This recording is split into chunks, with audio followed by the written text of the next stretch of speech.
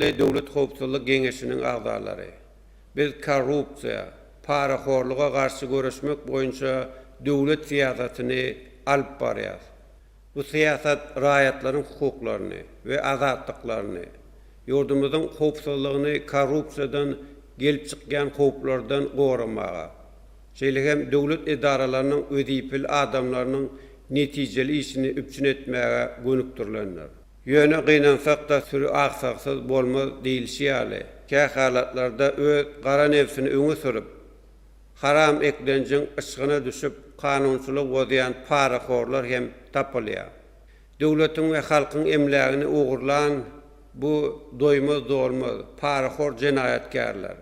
Diňe özleri maskara bolman, eýsem olar öz maskalarynyň, dogan garnaşlarynyň hem ýüzlerini ýere salýarlar. Şeýdip olary il içinde biýawra edýärler.